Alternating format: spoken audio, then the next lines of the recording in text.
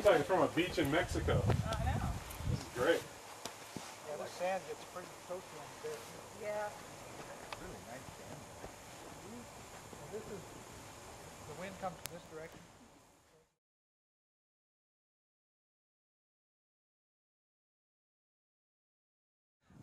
I'm John Little, and my wife Jan and I retired supposedly in 2004 and decided to plant some grapes and get started here. So we've only got 3 acres of grapes and 7 varieties.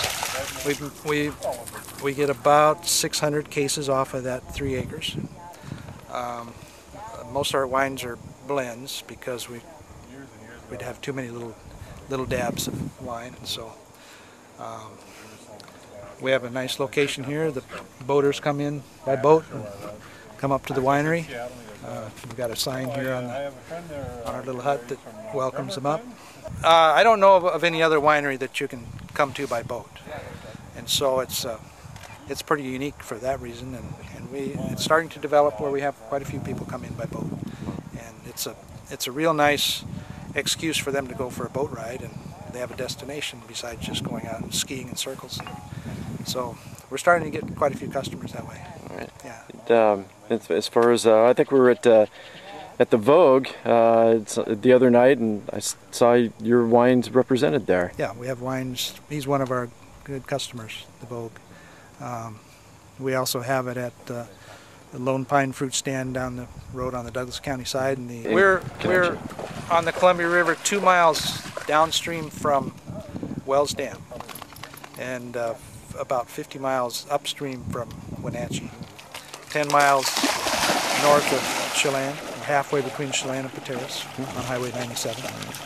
So now, what's your background? You said you were farmers before, and you're farmers. I was raised on a little farm, and then we were both teachers for a while.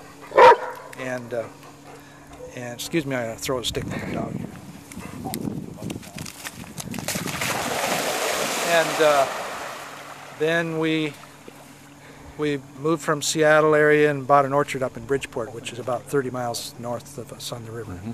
We're there for about 10 years, and then my wife continued teaching, and I worked at Wenatchee Valley College as a carpenter. And then we both retired in 2004, okay, and really went to work. But have you had an interest in wine for a long time? No.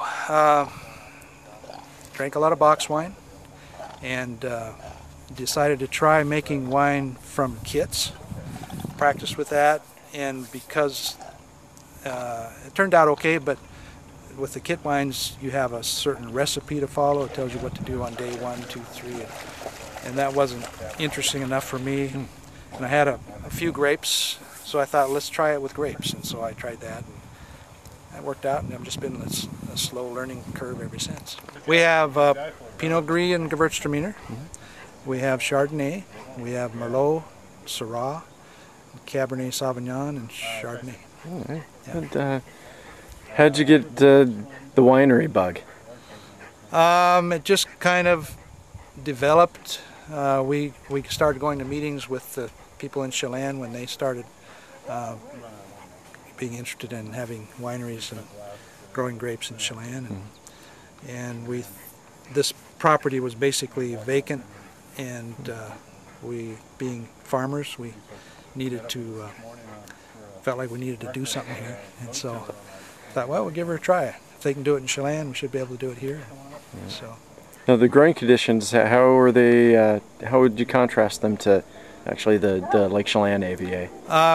They're I think about 1,100 or 1,200 feet, and we're 700 feet, so we're a little lower. We have the same moderating conditions with the water that they have in Lake Chelan, but I think we get a little more heat units down here, maybe a little earlier spring and a little later in the fall. Our first frost is probably 1st of November, last of October, about Halloween time, and so we have a long ripening season. Well, we bottled 746 cases last year, but on our estate vineyard we get about 600 cases. Okay. Yeah, I bought some Cab Franc. All right. Now, I think Katy Perry had told me that Her brother has some vineyard planted not too far away from here? Just a quarter-mile down the beach here. Okay. Yeah. So was that that had been planted before you planted your vineyard, right? He planted his a year before I planted mine. Okay. Yeah, so it'd been probably in '99. All right. Yeah. I think it's a beautiful area, and I think downstream, in fact, I know of an area that's being developed on the Douglas County side about 5 or 10 miles below Beebe Bridge that he's been to see me, and he's mentioned having a winery there and growing grapes.